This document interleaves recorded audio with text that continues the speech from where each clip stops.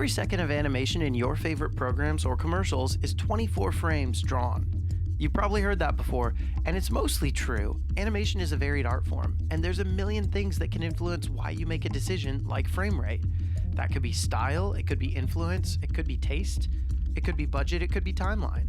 Let's call it frame economy. And we're going to talk about ways that you can put some of your frames back in the bank, reinvest them, and put them into a 24 FPS 01K. 2401K FPS.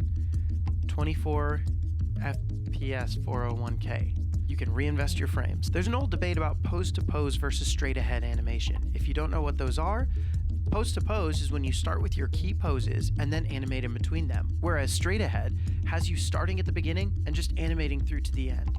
The latter is great if you're moving really quickly using a lot of frames and don't care about wasted time. But we don't have a lot of that, and we need to make some cool art.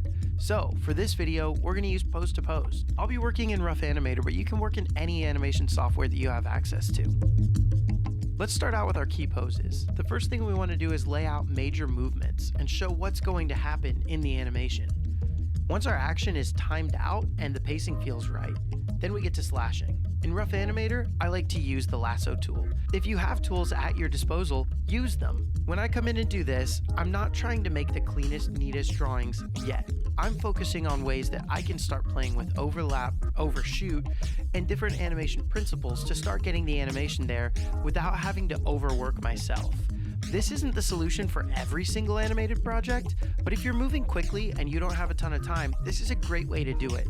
One important thing to remember during this step is that every time you slice out a frame and add in an in-between, that's another drawing that you have to complete for the final.